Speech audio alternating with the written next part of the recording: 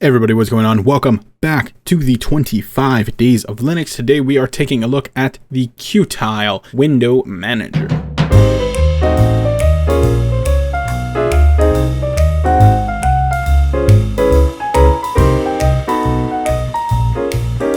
So Qtile, well, it's a window manager.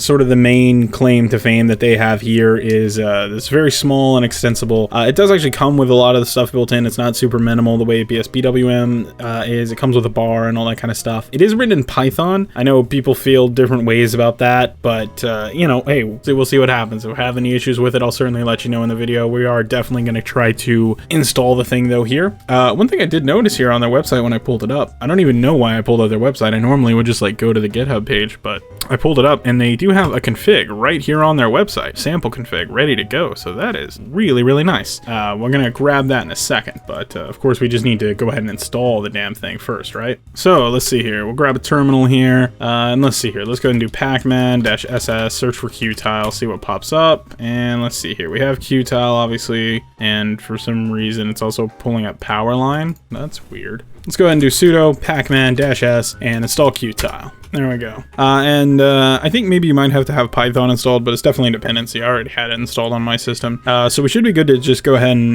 maybe make a config. So we'll cd into the old .config directory. Let's see, did it make a directory for Qtile? It did not. So we'll go ahead and make dir Qtile.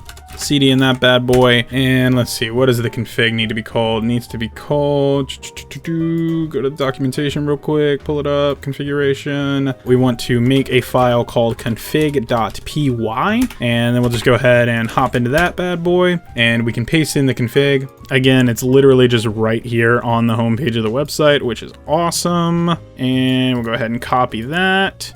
And then we can paste it right in, and we'll go ahead and change a couple of, oh wow, look at that. I just noticed right at the bottom of the screen there, DPI scale. That's great. That's the first time I've ever seen a actual DPI scale setting in a window manager. That's dope. Let's go ahead and just set that to 2 because I am going to be recording at a, you know, high DPI monitor. Makes sense, right? Let's just go from the top, see what we got here. First of all, mod key is set to mod 4. That's great. Mod 4 is the like super key, the Windows key, not alt. Sometimes window managers want to set it as alt. I find that very annoying. Let's find a terminal maybe here. Oh, yep. Okay, cool. So it looks like it is wanting to launch Xterm. We're going to set that to probably Kitty, right? I think that's the one that I use that has a bigger font size for recordings. Yep. Okay, cool. And let's see, what else are we doing here? We could take a look at some of the keyboard shortcuts. I don't really care too much. Do they have a D menu launcher or any kind of launcher built in? No, but that's all right.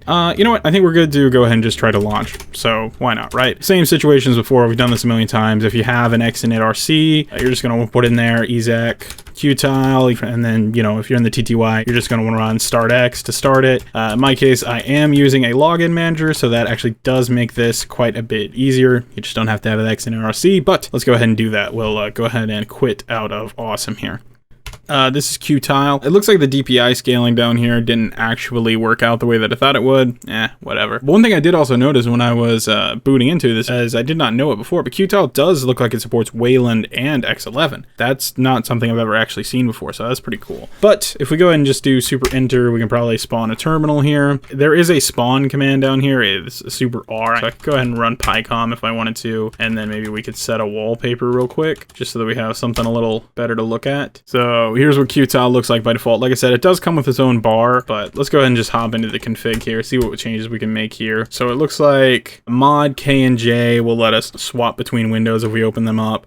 We could here just, I don't know, let's open up a couple of terminals and see sort of how they tile by default. Mod J and K, H and L, cross, left, all that kind of stuff. Let's see, mod shift, H, J, K and L will let us move around.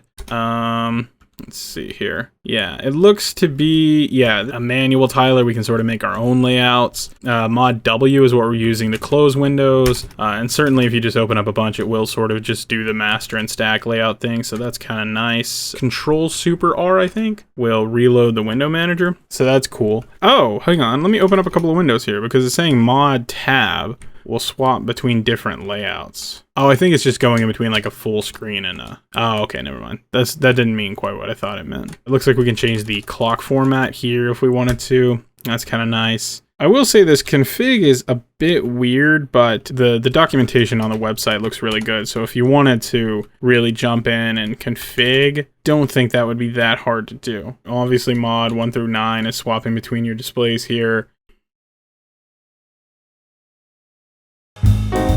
I mean, it's a window manager. I don't know how hard it would be to like run polybar in it and probably get rid of the main bar and hey, look at that. There we go. Polybar. It's running. That's cool. I don't know. I sort of, for whatever reason, just kind of completely lost interest in this. This is probably cool. I think maybe somebody watching will be really into this. It doesn't really feel like my kind of thing. It doesn't really stand out to me in any particular way. I will say the documentation on their website is really, really great. I'm sitting here looking through it. I have an answer to every question I've had. It's just maybe more work than I want to put into just like one little short video. I'm trying to keep these videos pretty short. If you really just want to see more, maybe leave a comment and I'll look into maybe doing another video in the future. I'll look into it a bit more, maybe more off time, and if I discover anything super cool, I'll make another video about it. But we got it set up. You know, you got a starting point. You got your terminal. You can get the configs, and you can go through it and make all the changes you want to. Definitely check out the Qtile website. I'll link it in the description. That'll have a lot of good answers for you. But for this video, I think that's gonna be it. Thanks for watching, everybody, and we'll see you in the next one.